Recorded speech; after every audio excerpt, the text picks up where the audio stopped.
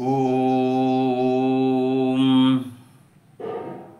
यं ब्रह्मा वरुणेन्द्ररुद्रमरुतः स्तुन्वन्ति दिव्यैस्तवैः वेदैः साङ्गपदक्रमोपनिषदैर्गायन्ति यं सामगाः ध्यानावस्थिततद्गतेन मनसा पश्यन्ति यं योगिनो यस्यान्तं न विदुः सुरासुरगणा देवाय तस्मै नमः। नारायणं नमस्कृत्य नरं चैव नरोत्तमं देवीं सरस्वतीं व्यासं ततो जयमुदीरयेत्।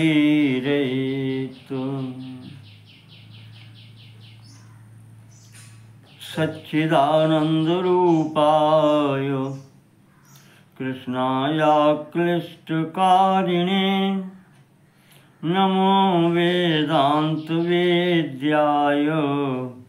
गुरवे बुद्धिसाक्षिणे। ॐ नमो नारायणाय।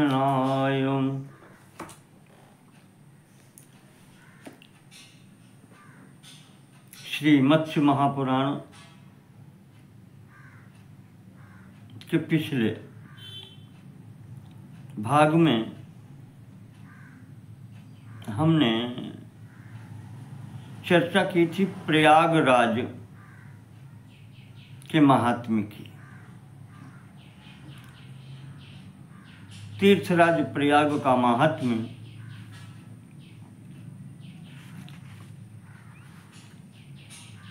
महर्षि मार्कंडेय जी ने युधिष्ठिर को बतलाया था।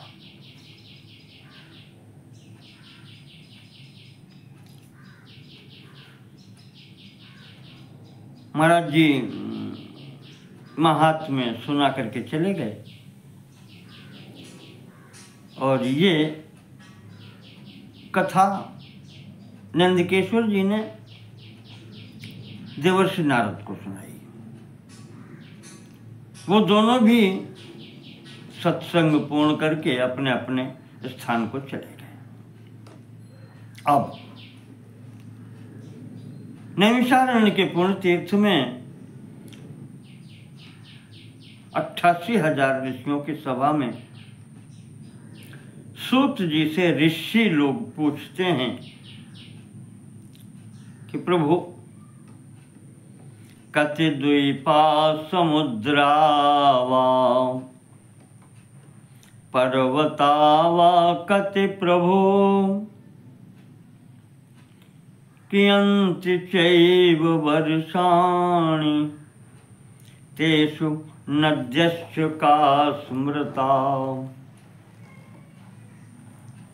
कहते हैं भगवान इस पृथ्वी तल पर धरा पर कितने समुद्र हैं, कितने द्वीप हैं, कितने पर्वत हैं,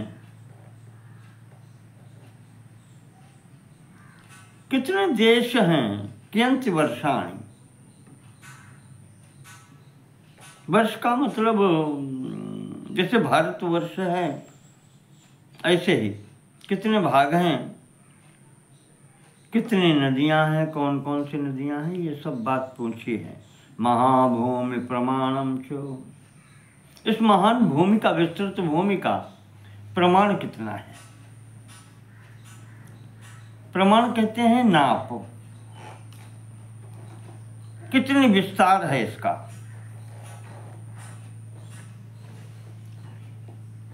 उसके पश्चात लोकालोकस्तथैव च, लोकालोक पर्वत का विस्तार पूछा गया। गति चंद्रार्कयोस्तथा, सूर्य और चंद्रमा की गति, उनकी स्थिति, ये सब पूछी गई है।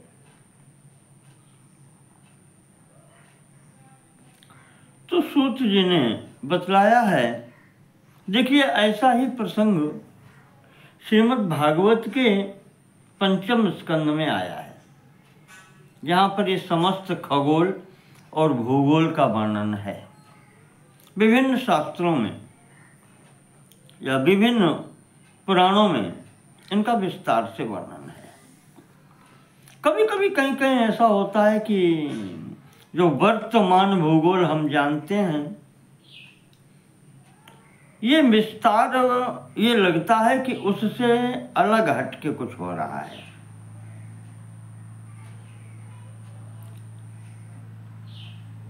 इस कारण से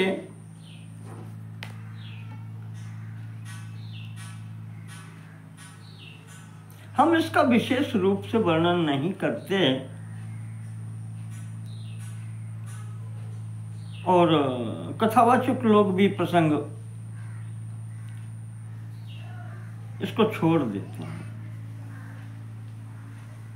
तो कुछ मुख्य वर्णन हम आपको बता देते हैं जो इसमें बताया गया है। बहुत विस्तार से जाने की आवश्यकता नहीं है। इस संपूर्ण भूमंडल का विस्तार और ये संपूर्ण लोकों का विस्तार और ब्रह्मांड का विस्तार,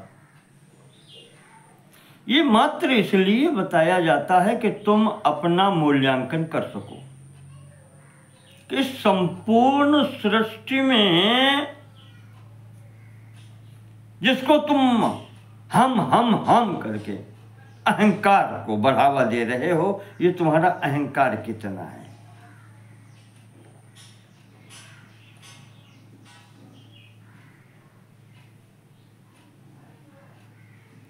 ये जो शरीर को मैं माने बैठे हो, इस शरीर की स्थिति क्या है, केवल ये बतलाने के लिए ये सब इतना बड़ा वर्णन किया जाता है। सूत जी कहने लगे कि ऋषियों, देखो द्वीप तो बहुत हैं, छोटे बड़े। द्वीप का मतलब चारों ओर से जो समुद्र से घिरा होता है, बहुत हैं, हजारों। फिर का मुख्य 7 माने गए हैं। संपूर्ण सृष्टि का वर्णन करना बहुत कठिन है। जैसे ईश्वर का वर्णन नहीं हो सकता, परमात्मा सत्ता का वर्णन नहीं हो सकता, अवर्णनीय है, अनिर्वचनीय है। वैसे ही इस सृष्टि का वर्णन भी अनिर्वचनीय है।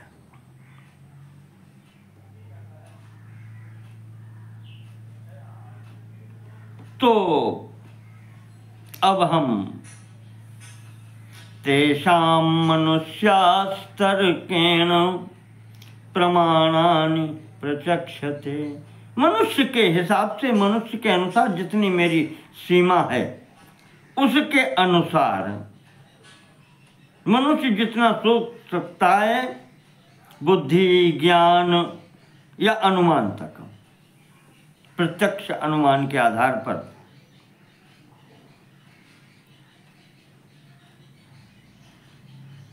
उसके अनुसार उसका वर्णन किया जा सकता है, उससे अधिक नहीं हो सकता। इसीलिए ये कहा है, इसीलिए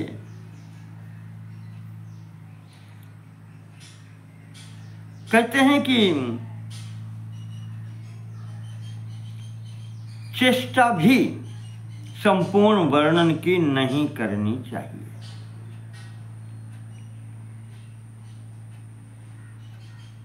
क्योंकि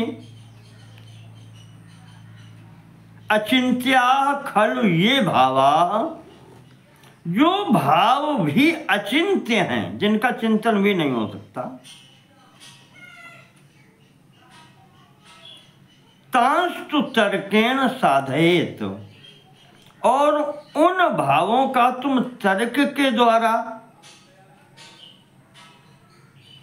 साक्षात्कार करना चाहते हो, तो तर्को प्रतिष्ठा, तर्क की कोई प्रतिष्ठा नहीं है। फिर तर्क आपको लेकर के शुष्क तर्क जिसको कहते कहाँ ले जाएगा, उससे आप निश्चय पर पहुंच नहीं सकते। प्रकृतिभ्यः परम यत्तु तद अचिन्त्यस्य लक्षणम, क्योंकि जो प्रकृति से परे है अचिंत्य भाव वहां जाता है, वो अचिंत्य है, उसका वर्णन आप नहीं कर सकते। तुम्हारी बुद्धि, तुम्हारे अहंकार, तुम्हारा मन, इंद्रियां सब प्रकृति के अंतर्गत आती हैं, प्रकृति से परे।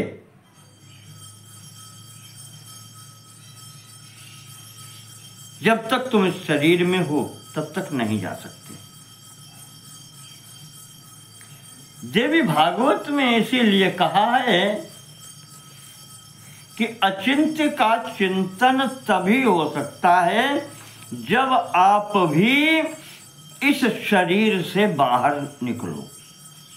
इस शारीरिक सीमा से जब तक आप बाहर नहीं निकल पाएंगे तब तक उस अचिंत्य का चिंतन आप नहीं कर सकते। क्यों? अहंकार कृतम सर्वम, इस संसार के अंतर्गत जो भी है, देवी भागवत में कहा है नारद जी को ब्रह्मा जी ने, अहंकार कृतम सर्वम विश्वम स्थावर जंगमम, जो कुछ चराचर सृष्टि आपको देख रही है सब अहंकार है। कथम तद रहितम पुत्र भवेत कल्प शतैरपि, सैकड़ों कल्प बीत जाएं, अहंकार से रहित तो कुछ हो ही नहीं सकता। इसलिए निर्गुणम सगुणः पुत्र कथम पश्यति चक्षुषा, जो गुणों से परे है, जो प्रकृति से परे है, उसे प्रकृति के अंतर्गत वाला जो सगुण है वो कैसे देख सकता है? और फिर इन भौतिक आंखों से सगुणम च महाबुद्धे चेतसा संविचारे, चित्त से या बुद्धि से आप विचार वही कर सकते हैं जो सगुण है। गुणैः समावृतम चेता, मन बुद्धि चित्त अहंकार सब गुणों से आवृत है। कथम जानाति निर्गुणम, वो कैसे निर्गुण का विचार कर सकता है, कैसे जान सकता है?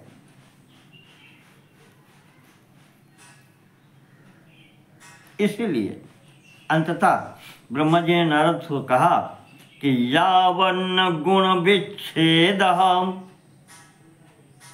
तावत् तद्दर्शनम कुतः, उस परमात्मा सत्ता का साक्षात्कार जब तक गुण हैं, गुणों से विच्छेद नहीं होता, इससे परे आप नहीं जाते, तब तक तद्दर्शनम कुतः, तद्दर्शनम कुतः, उसका दर्शन आप कैसे कर सकते हैं?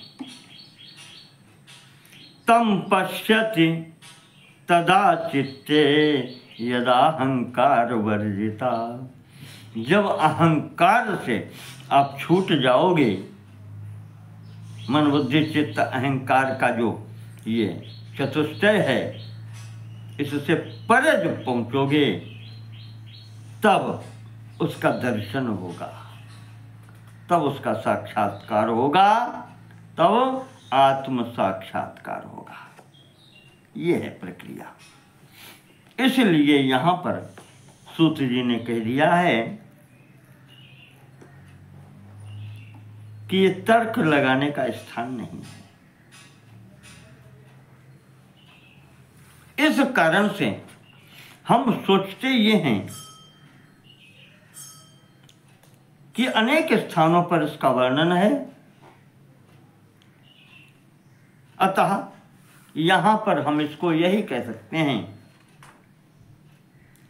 कि जैसे परमात्मा अनंत सत्तावान है, अनिर्वचनीय है, ऐसे ही उसकी शक्ति प्रकृति और उसी प्रकार से उसकी प्रकृति के कार्य, एक प्रकार से भगवत कार्य हैं, उनका पूर्ण वर्णन नहीं हो सकता।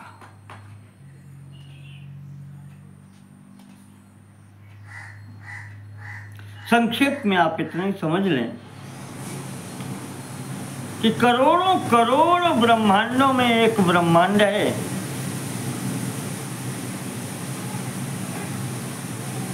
जिसके अंतर्गत संपूर्ण ग्रहों तारामंडल के सहित हमारी पृथ्वी आती है, और इस पृथ्वी के 7 भाग हैं, जिनमें से एक जम्बू द्वीप है। इस जम्बू द्वीप का एक भाग भारतवर्ष है।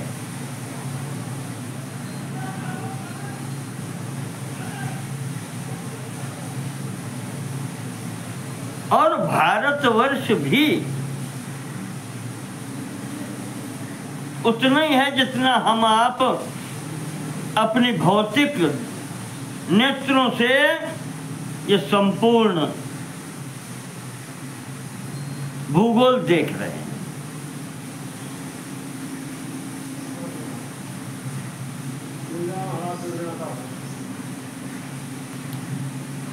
तो उस स्थिति में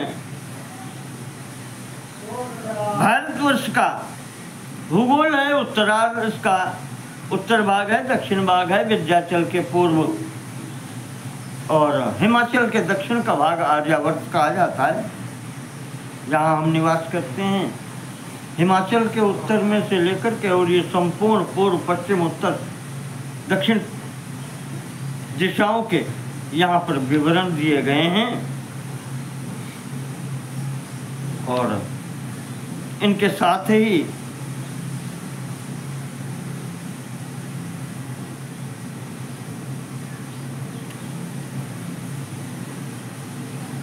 सृष्टि में रहने वाले देवता, दैत्य, मनुष्य, गंधर्व, अप्सराएं जो भी हैं, सबका निवास स्थान कहाँ कैसे है वो सब बतलाया गया है।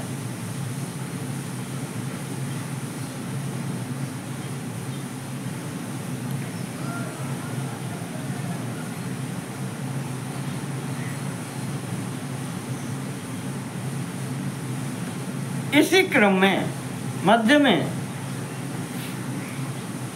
महाराज पुरूरवा का चरित्र फिर से यहाँ पर आया। मनु ने पूछा है, भगवान मत्स्य नारायण ने उसका उपदेश दिया है। ऋषियों ने पूछा 88,000 नैमिष क्षेत्र में, उसका उत्तर सूत जी ने दिया है।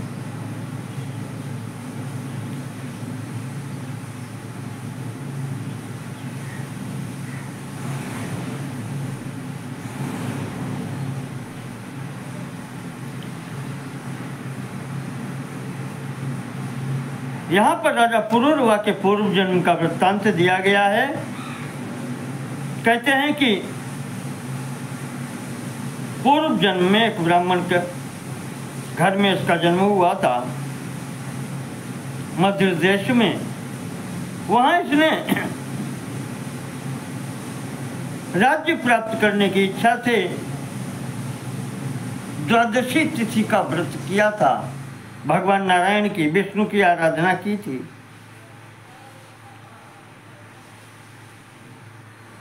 उस दिन इसने तेल शरीर में लगा दिया तो ये कुरूप हो गया था।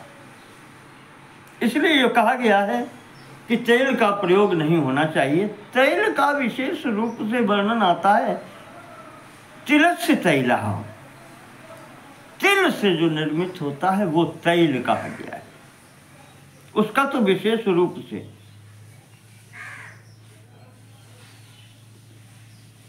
उपयोग वर्जनीय है।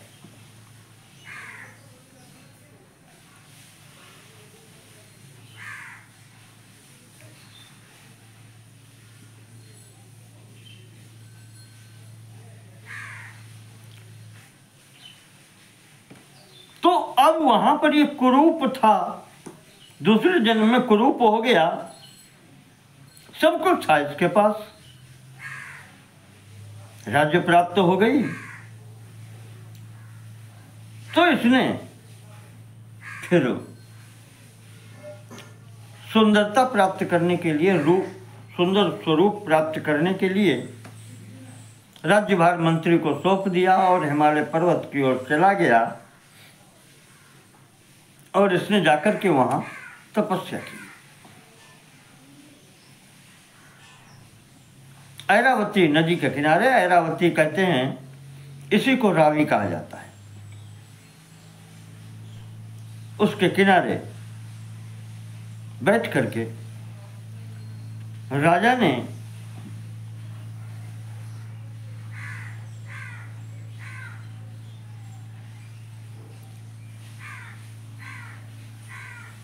वहां तपस्या की।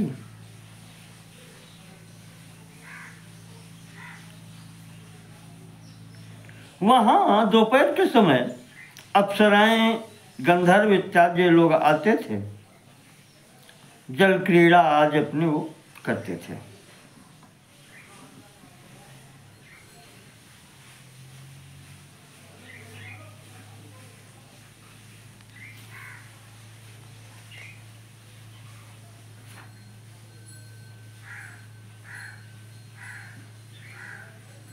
उस नदी को देखा, वहां की सुंदरता देखी, हिमालय पर्वत का सुरम्य प्रदेश की छटा देखी,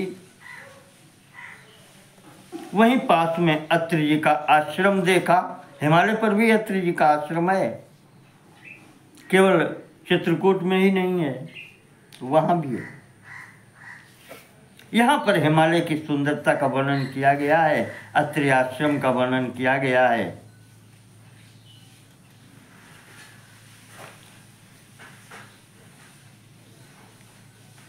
अत्रि आश्रम के पास में ही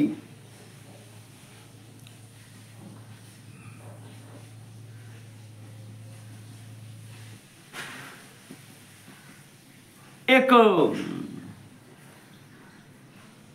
शिखर था, उस शिखर के बीच में एक छेद था, विवर था, गुफा। जाति लता परिक्षिप्तम विवरम चारु दर्शनम, चारों तरफ से लताएं इत्यादि अच्छा स्थान लगता था, सुंदर गुफा दिखाई पड़ती थी। दृष्ट्वैव कौतुकाविष्ट तम विवेश महीपति, उसको देख करके कौतुकाविष्ट तम, राजा कौतुक के अभिभूत होकर के उसमें प्रवेश कर गया। वहां जाकर के अंधेरा था।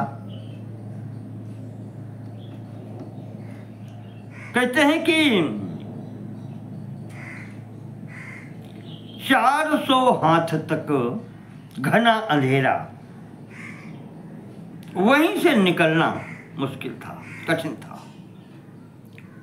वो स्थान जब पार हो गया तो ऐसा स्थान आगे मिला जहां पर प्रकाश ही प्रकाश था।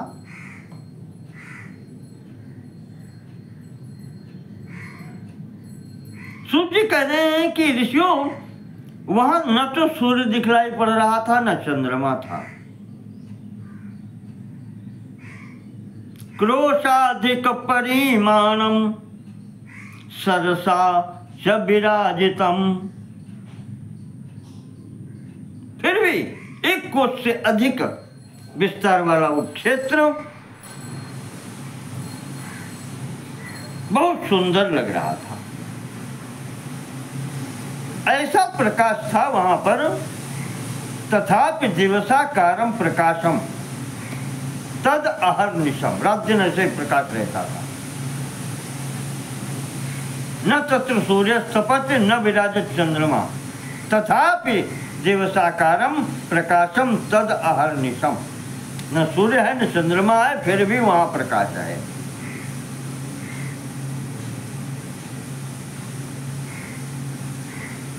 कहते हैं मणियों से बना हुआ वो स्थान है, वो मणियों की चमक से वो प्रकाशित है।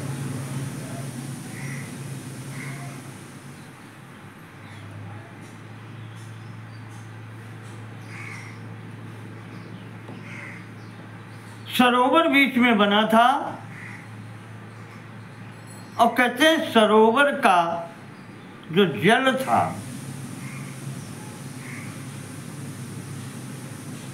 वह जो बाहर जल था उससे थोड़ा सा उष्ण था, गुनगुना जिसको कहते हैं।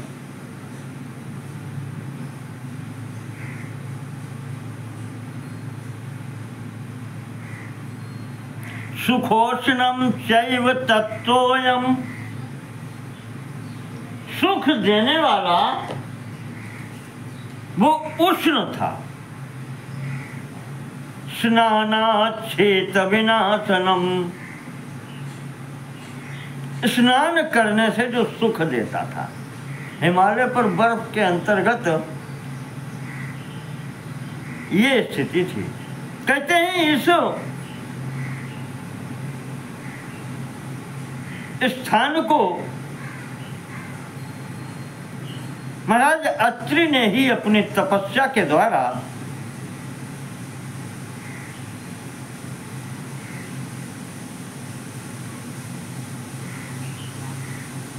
रम्या तपसा निर्मिता त्रिणा, अपनी तपस्या के द्वारा महाराज अत्रि ने वो बनाया था।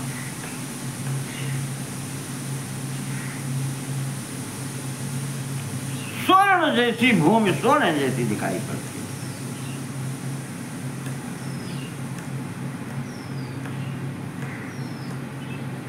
वहां जो कुछ भी था कुछ भी कष्ट देने वाला नहीं था।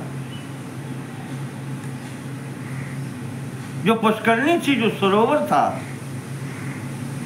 प्रसादे तत्र प्रासादे तत्र भगवान देव देवो जनार्दन भोगी भोगावली सुप्तः सर्वालंकार भूषितः।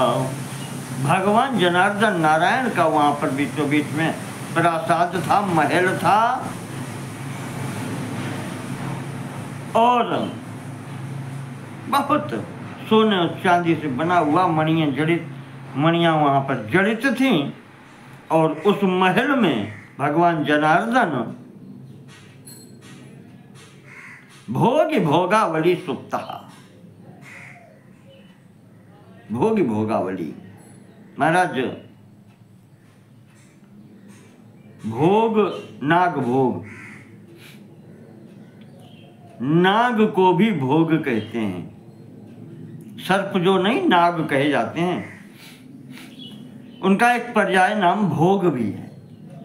तो भोग शब्द भी नाग के लिए होता है। भोग, भोगावली, भोगावली भोगों की अवली के समान जो भोग हैं महाराज शेष नाग, सहस्र फणी से युक्त उस शैया पर भगवान जनार्दन संपूर्ण आभूषण अपने अस्त्र शस्त्र पार्षदों सहित विराजमान है।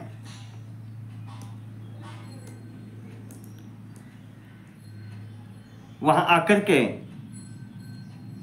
सिद्ध देवता ऋषि मुनि आकर के उनकी सेवा करते हैं। ऐसी भगवत मूर्ति को जब पुरुरवा ने अपने सामने देखा तो साष्टांग दंडवत किया। ततः सम्मुखमुद्वीक्ष्य बवन्दे सनराधिपः जानोभ्यां शिरसा चैव गत्वा भूमिं यथा विधि। साष्टांग दंडवत इस राजा पुरुरवा ने किया जो पूर्व जन्म में कुरूप था। नाम सहस्रेण तथा तुष्टाव मधुसूदनम। विष्णु सहस्र के नाम के पाठ से, के जप से इसने भगवान को वहां प्रसन्न किया, प्रदक्षिणा की, निवास किया, तपश्चकार तत्रैव पूजयन मधुसूदनम। तपस्या की, भगवान का पूजन किया।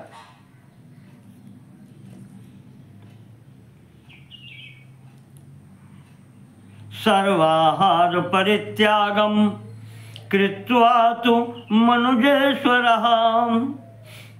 राजा ने संपूर्ण प्रकार का आहार छोड़ दिया, केवल जड़, अनाश्रित गुहाशायी कालम नयति पार्थिव। अनाश्रित गुहाशायी, कुछ बिस्तर भी नहीं था, बिछौना भी नहीं है, वहीं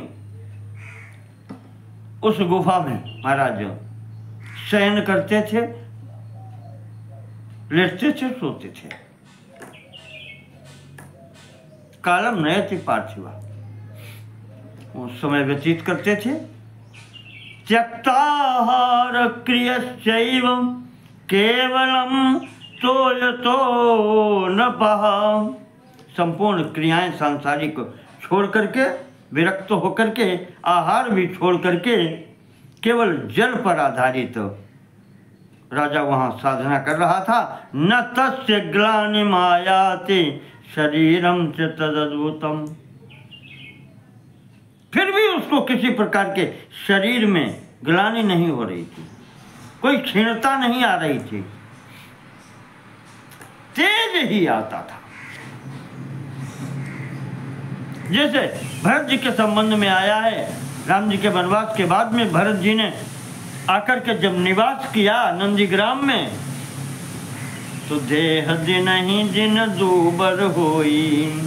आहार छोड़ दिया, फिर भी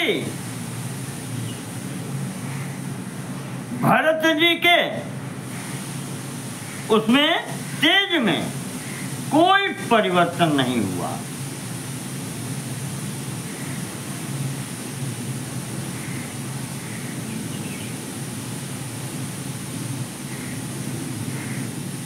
देह दिन ही दिन दूबरी होई, घटाई तेजु बलो मुख छवि सोई। यहाँ घटाई घटने से नहीं है, यहाँ घटाई का तात्पर्य है घटित तो हो रहा है उनमें। क्या घटित तो हो रहा है? तेज, बल और मुख छवि बढ़ रही है, घट नहीं, कम नहीं हो रही है। तेज, बल, छवि उनमें घटित हो रहा है, उनमें समाहित हो रहा है, उनका बढ़ रहा है। वही यहां पर इस राजा का हो रहा है, पुरूरवा का। इस प्रकार से वहां इस राजा पुरूरवा ने निवास किया है, तपस्या की है। यहां भी वही स्थिति दिखाई पड़ती है। अप्सराएं आती हैं, गंधर्व आते हैं, वो क्रीड़ाएं करते हैं, भगवान का पूजन करते हैं। सबको देखता है राजा, पर उसे कोई उनसे प्रयोजन नहीं है। राजा देखता है ये सब आते हैं, स्नान करते हैं, भगवान का पूजन करते हैं। उसी प्रकार ये भी पूजन कर रहा है। इसी बीच में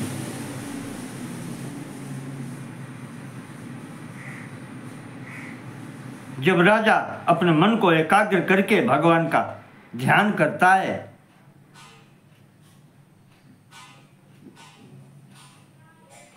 तो ये अप्सराएं, ये गंधर्व राजा के पास आकर के कहने लगे, राजन आप के सौभाग्य हैं, जो आप इस प्रदेश में आ गए, क्या इच्छा है आपकी? हम दे सकते हैं आपको, मांगो।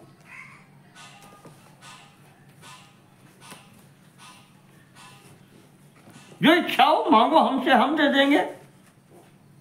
यहां अकेले में बैठे हैं, घर जाओ या फिर यहीं रहो, उससे भी कोई यहां से हटाना नहीं है आपको, जैसी आपकी इच्छा हो। तो राजा कहता है कि अमोघ दर्शना सर्वे भवन्तः त्वमितौजसः त्वम अमित ओजसः। तुम्हारा ओज, तुम्हारा प्रभाव आप लोगों का बहुत है। अगर कुछ देना चाहते हो, वरम वितरता दैव प्रसादम मधुसूदनात्, तो ये दे दीजिए कि भगवान हमसे प्रसन्न हो जाएं। भगवान, ये जो कहा राजा ने, को गंधर्वों ने कहा ठीक है महाराज जी, ऐसे ही होगा, एवं मस्तु। राजा यहां पर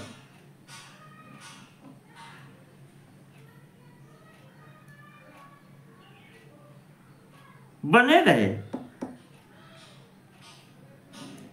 और गंधर्व और अप्सराएं आती जाती रहीं, किसी को कोई कष्ट नहीं हुआ। 1 महीने तक ये क्रम चला। कहते हैं कि फाल्गुनामल पक्षांते, फाल्गुन अमल पक्षांते, फाल्गुन शुक्ल पक्ष, फाल्गुन शुक्ल पक्ष के अंत में राजा स्वप्ने पुरूरवा तस्यैव देवदेवस्य श्रुतवान् गदितं शुभम।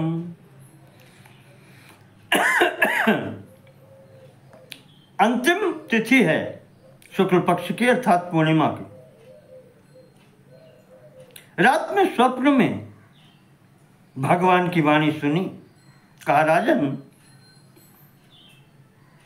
प्रातःकाल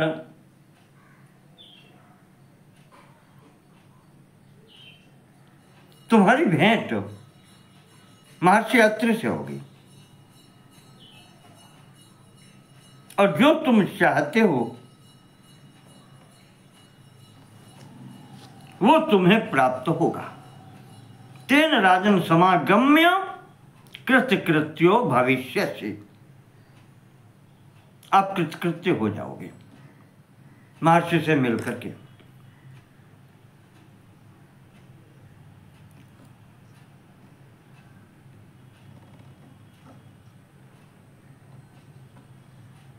इस प्रकार का स्वप्न जब राजा ने देखा तो प्रातःकाल उठ के विधि पूर्वक अपना नित्य कर्म किया, भगवान का पूजन किया। इसके पश्चात वही हुआ जो महाराज ने बताया था। भगवान ने कहा था, ददर्शात्रिम मुनिम राजा प्रत्यक्षम तपसाम निधि। जब भगवान की कृपा होती है तब ऋषियों से मिलन होता है। बिनु हरि कृपा मिलहि नहीं संता, और सत संगति संस्कृति कर अंता। ये हरि कृपा हुई। हमारे यहाँ तो महापुरुष कहते हैं कि पहले हरि कृपा से अपने ऊपर पहले अपनी कृपा करो। तुम जाओ तो शरण में सर्व भाव से समर्पित तो हो, पात्र बनो दया का, तब दया प्राप्त होती है, कृपा प्राप्त होती है। महर्षि अत्रि का प्रत्यक्ष दर्शन हुआ तब पुरूरवा ने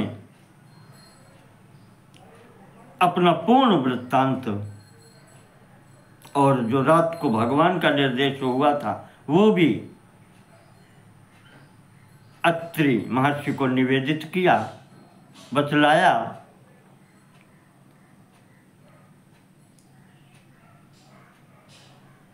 तो सूत जी कह रहे हैं, महाराज अत्रि ने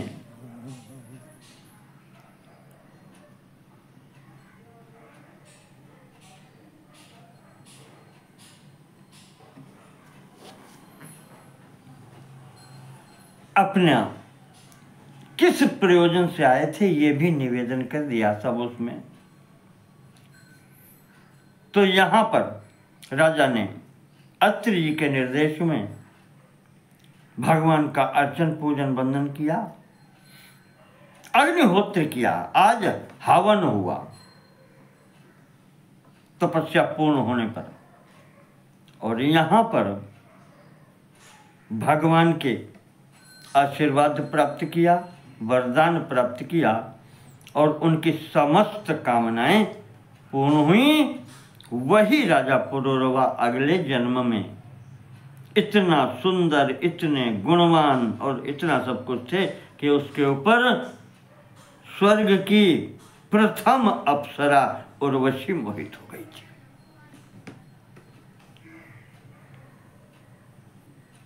इस प्रकार से यहाँ पर मध्य में पुरूरवा का चरित्र भी आया।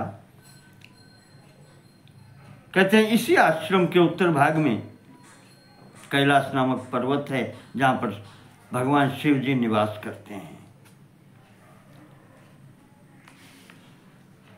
गंगा जी का वर्णन है और तीर्थों का वर्णन है। कहते हैं गंगा जी की 7 धाराएं यहां से निकली हैं।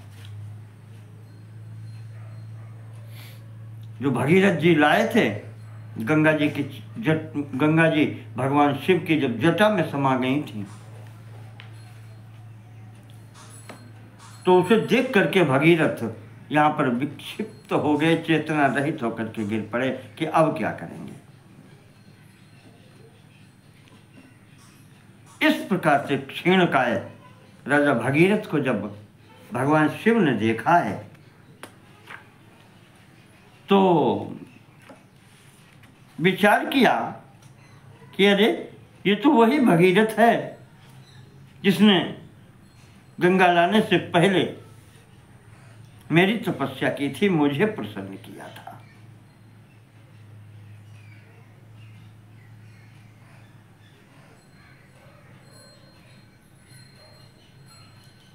गंगा जी के आचरण के कारण गंगा जी इतनी तेज धार से आई थी ऊपर से, भगवान को क्रोध आ गया था कि ये अपने को क्या समझते हैं। महाराज जी ने जटा में उलझा दिया, नहीं निकलने दिया। पर जब इसको देखा भगीरथ को,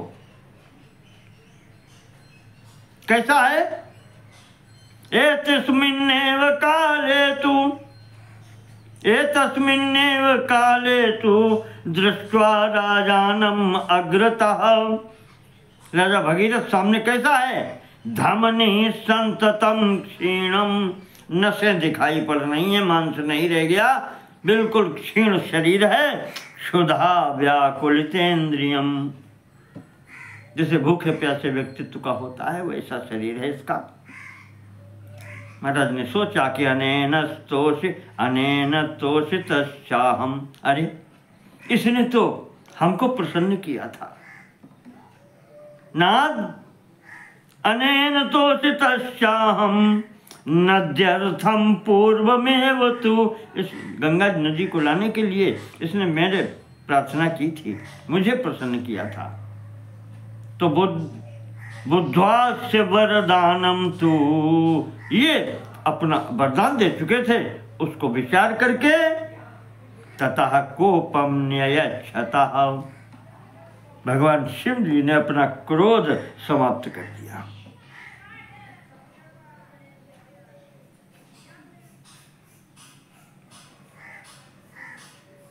क्या किया, ततो विसर्जयामास संरुद्धासेन तेजसा, जिसको अपने तेज से उन्होंने रुद्ध कर लिया था, बांध लिया था, फिर छोड़ दिया। विसर्जयामास। तो इस प्रकार से उस स्थल का भी वर्णन किया गया है। कहते हैं यहां से गंगा जी की 7 धाराएं निकली हैं।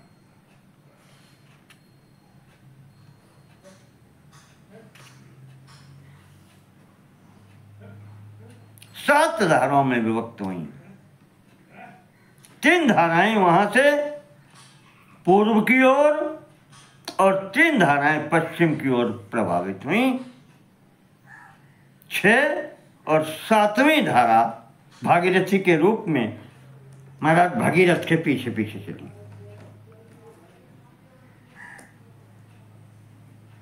पूर्व दिशा में जो गई उनका नाम है नलिनी, हिलादिनी और पावनी। पश्चिम दिशा में जो गई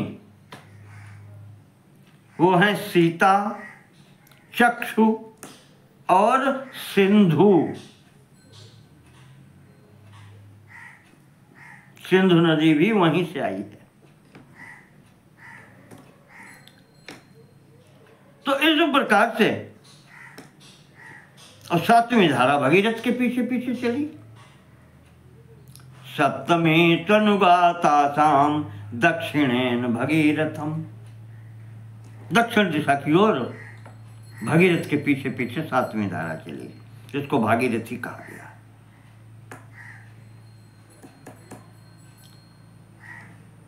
इस प्रकार कहते हैं हिमाचल को 3 धाराएं पूर्व चली गई, 3 धाराएं पश्चिम चली गई। गंगा जी ने 2 भागों में विभक्त कर दिया। गंगा के उधर उत्तर हिमालय और गंगा के इधर दक्षिण हिमालय। दक्षिण हिमालय में इधर से 7वीं धारा जो आई है वो हमारे यहां से होकर के और सागर को मिली है दक्षिण सागर में। इस प्रकार से यहां पर वर्णन किया गया है।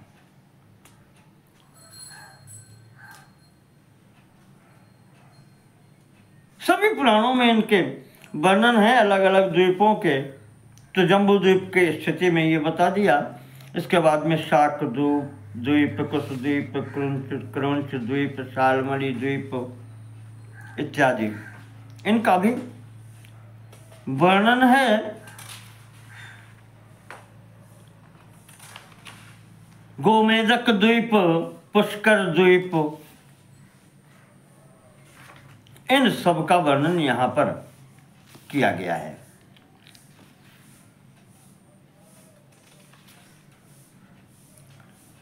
ये भुवन कोश का वर्णन है।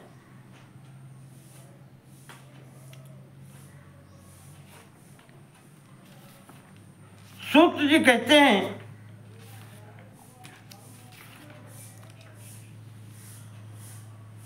इसके पश्चात अतोर्ध्वं प्रवक्ष्यामि।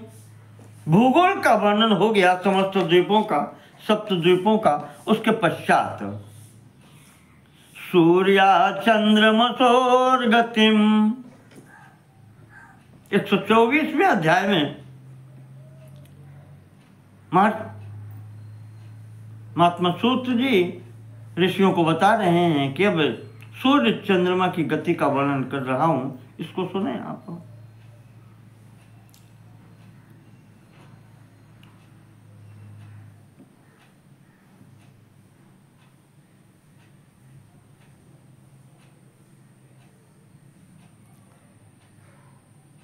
यहां पर जो आया है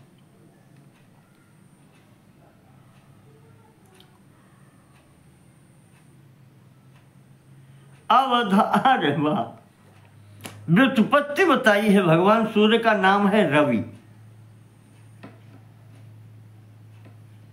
अवधातु प्रकाशाख्यो अवनातु रवि स्मृतः। अवधातु रक्षणे, अवरक्षणे, अवति, अवतः अवंत नहीं आता है।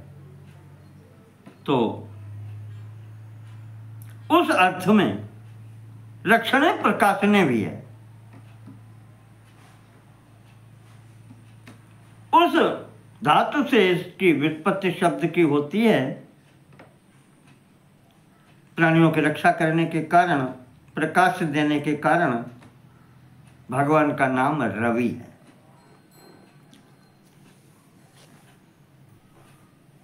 और इतने विस्तृत होने के कारण इस पृथ्वी का नाम मही है,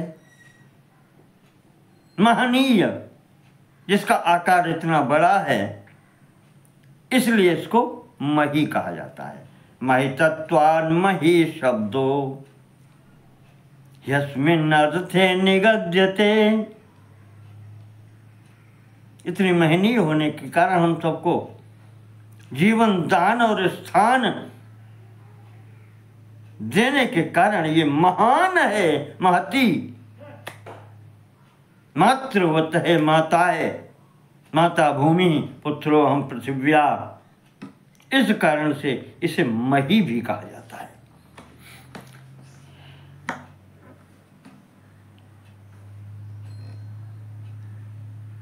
यहां पर यह बतलाया गया है कि सूर्यमंडल का जो परिमाण है, जो दिखाई पड़ता है, 9000 योजन है।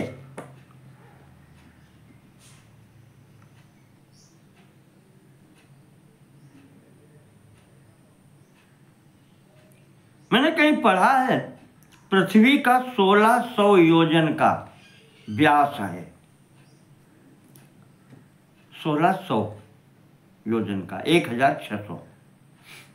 और यहां पर बताया गया है कि सूर्यमंडल का परिमाण 9000 योजन का है। अर्थात अगर विस्तार को देखें तो 9000 के अपेक्षा 1600, 1000 लगभग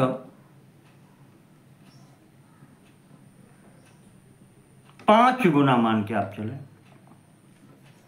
5 गुने से अधिक व्यास में है विस्तार। तो संपूर्ण मंडल का विस्तार कितना होगा?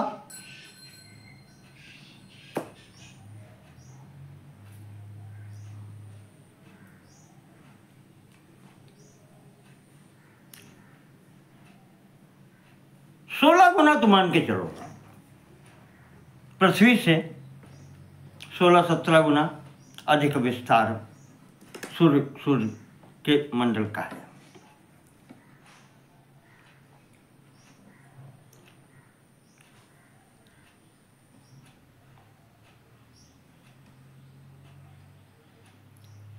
और उनका जो घेरा है वो 27,000 योजन का है। इतनी दूरी तक उनका प्रभाव क्षेत्र है।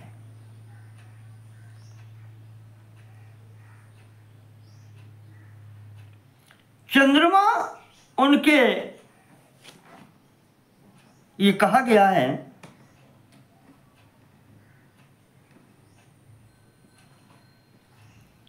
सूर्य जी की तुलना में, सूर्य भगवान की तुलना में चंद्रमा का विस्तार बहुत छोटा है।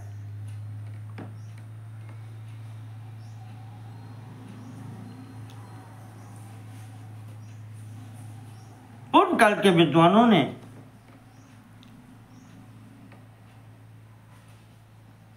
ये सब बताया है।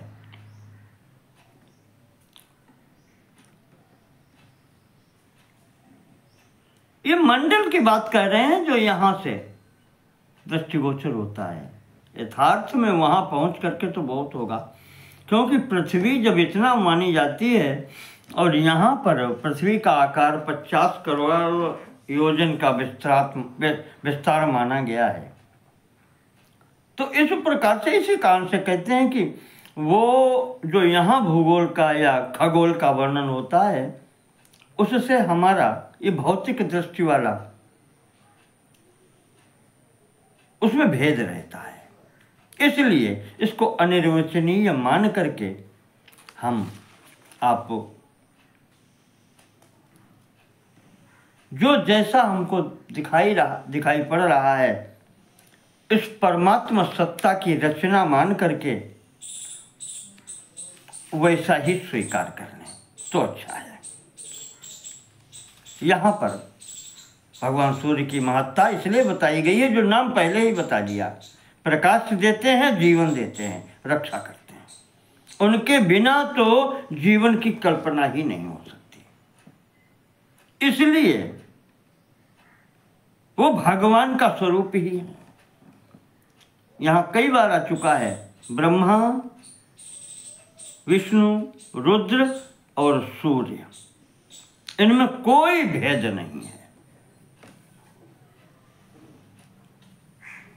तो नारायण स्वरूप हैं उनका, उसी प्रकार से पूजन करे, उसी प्रकार से उनकी आराधना करे, वो सब कुछ वही देते हैं। श्रीमद् भागवत के अंतिम अध्याय में जैसे दिया है, किस महीने में भगवान सूर्य का क्या नाम है, उनके साथ में कौन कौन देवता रहते हैं, नाग हैं, अप्सराएं हैं, और ये सब वो वर्णन दिया है अंतिम 12 स्कंद के संभवतः 11, 12 या 13वें अध्याय में, 12वें अध्याय में संभवतः है, ये सब दिया हुआ है। तो इस प्रकार से वही विवरण लगभग यहां दिया गया है। उनके साथ ही अन्य ग्रहों का विवरण भी दिया गया है। तत्पश्चात ये संपूर्ण ग्रहों के सहित, पृथ्वी सहित, तारों के सहित, देखिए तारा उनको कहा गया है आज के भौतिक विज्ञान के अनुसार भी, जो स्वयं प्रकाशित होते हैं, जैसे भगवान सूर्य, ये तारा। ऐसे कितने तारामंडल हैं हमारे ब्रह्मांड में, तो कहते हैं सब तारामंडल और ये समस्त ब्रह्मांड जिसमें स्थित हैं, वो शिशुमार चक्र कहा जाता है, जिसके केंद्र बिंदु में ध्रुव पद है, विष्णु पद, उसी को ध्रुव कहते हैं। ये सब उसके परिक्रमा करते हैं। ये संपूर्ण ज्योतिष चक्र या जो शिशुमार चक्र है, ध्रुवेणाधिष्ठिताश्चैव ध्रुवमेव प्रदक्षिणम्, उस ध्रुव पद की ये सब प्रदक्षिणा करते रहते हैं।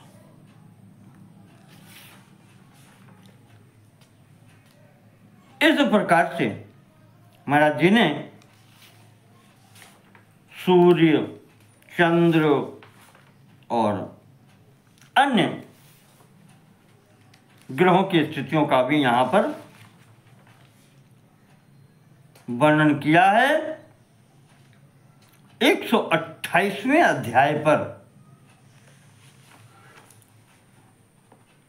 इस खगोल भूगोल की पूर्ति की है महाराज जी ने, सूत जी ने।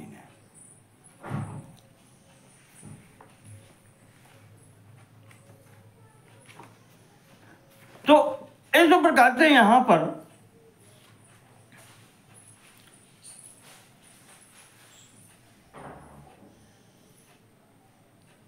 खगोल भूगोल की पूर्ति होती है।